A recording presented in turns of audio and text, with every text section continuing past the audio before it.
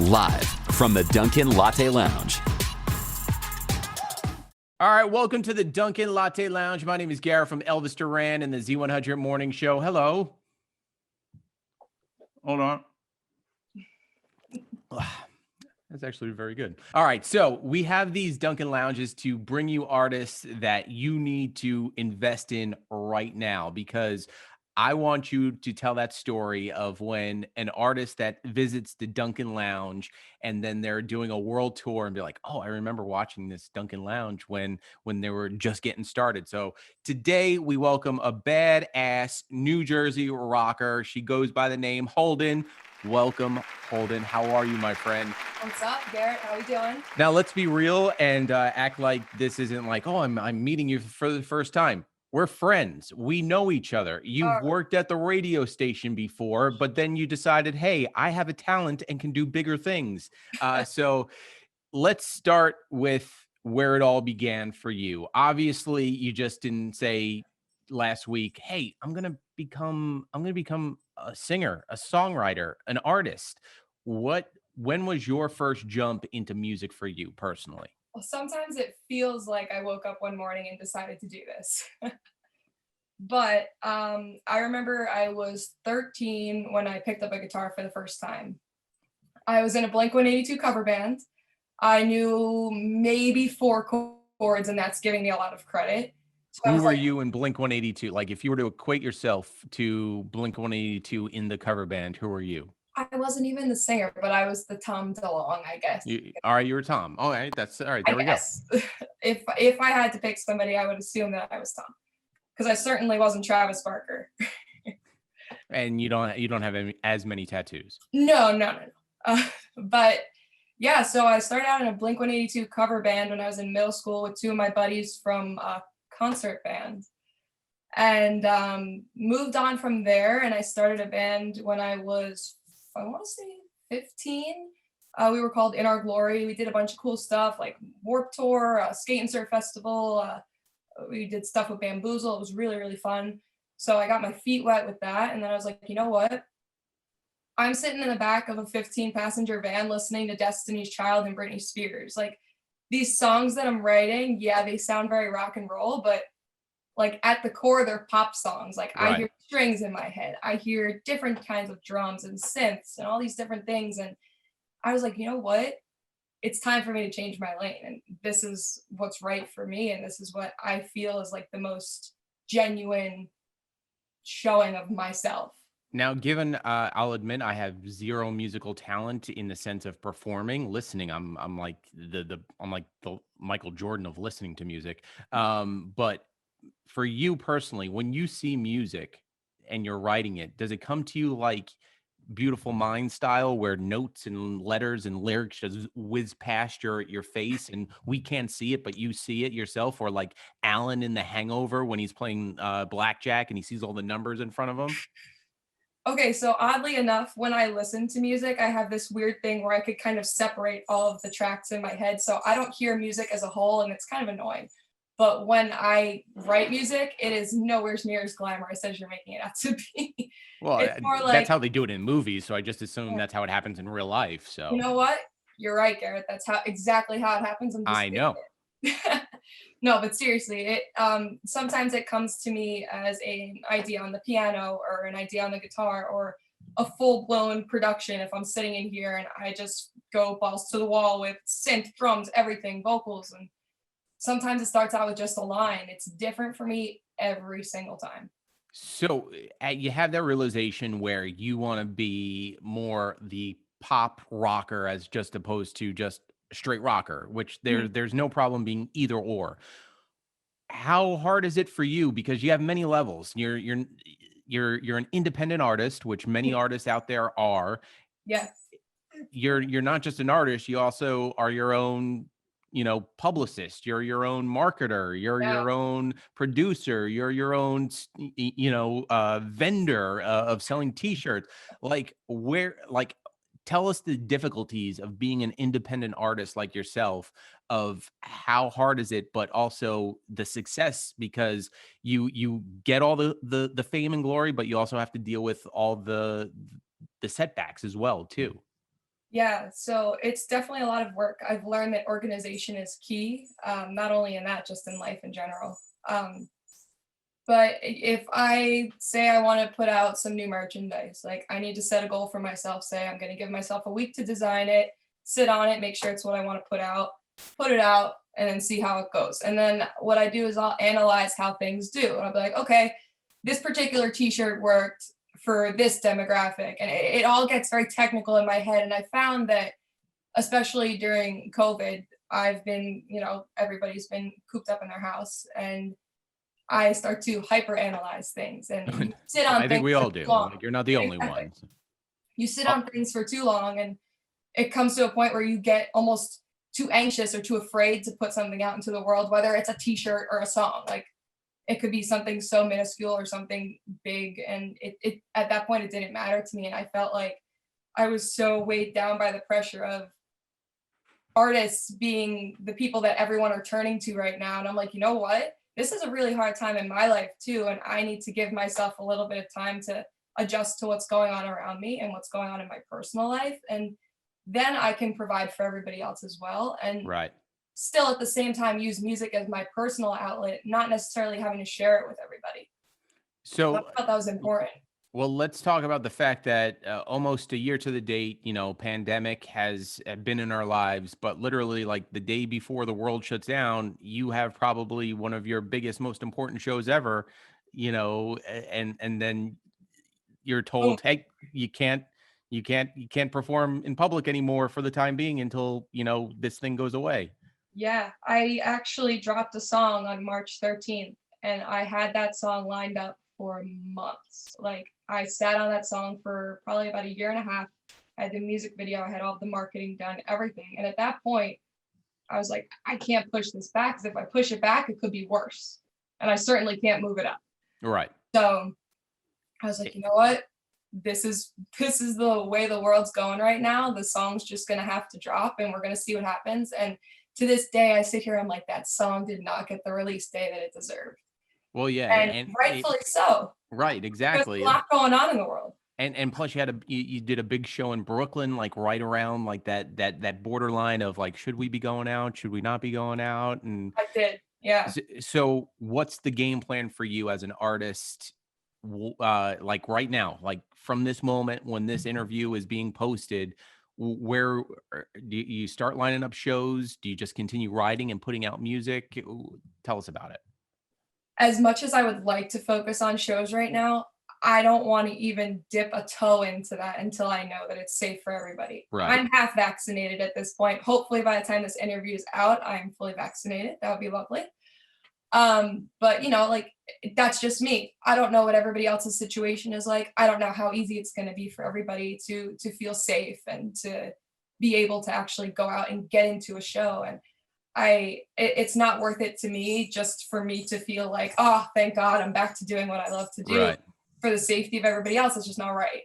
Well, let's talk about some fun too before we get into the music that you're going to bestow upon us. Now, you talked about being in the back of a 15-passenger van with, a band and equipment, and being an artist like yourself and being an independent artist. I'm sure you've played at some interesting places in your career so far. What would you say is the most questionable place you have played because it was an opportunity to do a show? And looking back on it, you're like, I can't believe I played there. I mean, I've played some questionable bars. Dive. Every dive bar in town, we all know that. But like, did you ever play like in a dog store? Like, No, nothing wild like that. I've played, like you said, like dive bars, but there's some dive bar. Actually, you know what? I have it. It's all coming back to me. All right. So tell us, because I want to hear about the craziest, dingiest place you've played, and then across from that, I want you to tell us the biggest place you have played, just to show the comparison of your type of you as an artist of literally playing here and here. So let's start with the lowest of low places you did a show because you're so passionate about music and it gave you an opportunity to play. So there was a place, I will not reveal the name. It's in Jersey, and it was, I personally didn't know this because I was young. I really didn't do much research on the venues we were playing, but I knew it was a music venue and I knew other bands were playing there. So we had been asked to play a show there, and I was like, you know what? Cool, let's do it, whatever. It's a Saturday night, what could go wrong? It turned out being a biker bar. Zoom, zoom. The Garwood Rest? No, it's not in Garwood. But I walked in there and immediately, like, it was like record stop.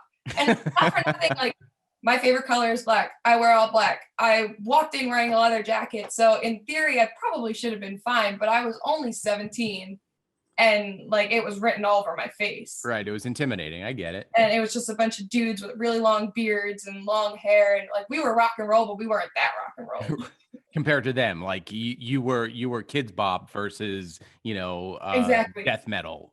It was the type of place that was like, they will throw a beer bottle at you if you're bad. So I felt this like weird pressure. I was like, is my face going to get sliced open tonight? Like I'm out as soon as we're done playing. Like we got to get ahead of here.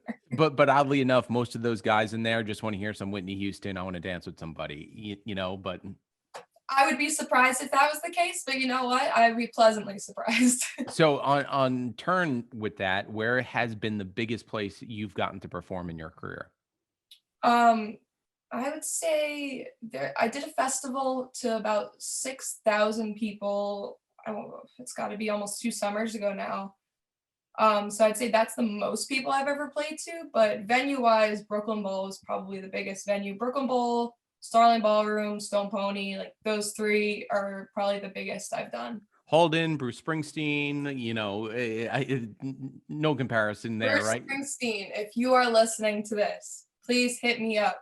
We've got a record to write. Well, and plus you both played the Stone Pony. All right. So before we jump into the music, there's this one question we like to leave everyone with, and it kind of like gets existential and deep, and but it's the simplest question possible. All right. So where you're from Jersey, mm-hmm. Let's put you on Route 22 at the Dunkin there. Okay. And you go in. No, you can go through the drive-through, but you have to have the person I'm about to say in the car with you. So whatever the case may be, gotcha. You get 2 lattes, one for you, one for the person sitting with you in the passenger seat. It literally can be anyone in the universe. You could, for any given reason, to sip a latte with them like that. Cheers, product placement. Who is it going to be and why? Oh man. This may sound a little bit cliche, but honestly, I think it would be Amy Winehouse. Okay. I've always admired her as a songwriter, and the way that her life went down was just so, I don't want to say interesting. It was interesting, but it was so wrong. And I would just love to see, like, I would more love to see how her brain worked. Yeah, exactly. I want to hear writing, like what's going on in her head, and that's something we're never gonna get the chance to understand because unfortunately she's gone. And I think that would be a really cool conversation. And then you would have to, obviously you're driving. So then she would go to like the most random place after Dunkin too, like whatever it may be. Yeah, whatever the case may be. But yeah, so you and Amy Winehouse sipping on lattes, just breaking down some music that, it's not very cliche. Not many people have said Amy Winehouse in at least my time of asking that question. So yeah, no. Credit to you for doing that. All right. So before we get into music, let's do all our hashtags. So hashtag Dunkin Latte Lounge to follow along, DunkinLatteLounge.com to watch this video over and over again, including other interviews for other artists. And of course, HOLDN, let us go by all your socials too to follow along if people aren't already. Dope. So it's at She Is HOLDN. It's HOLDN everywhere because I don't know how to spell. Is it you don't know how to spell, or someone already had the name? A little bit of both. A little bit of both. It's Facebook.com/She Is HOLDN. I hit Instagram, Twitter. It's all the same. You can find me everywhere. I'm on TikTok now. I'm learning how to use that very slowly. Oh, you do the TikTok? Not very well, but usually it's just posts of my dog to like driver's license and Cardi B. Okay. But good stuff. That's good quality content.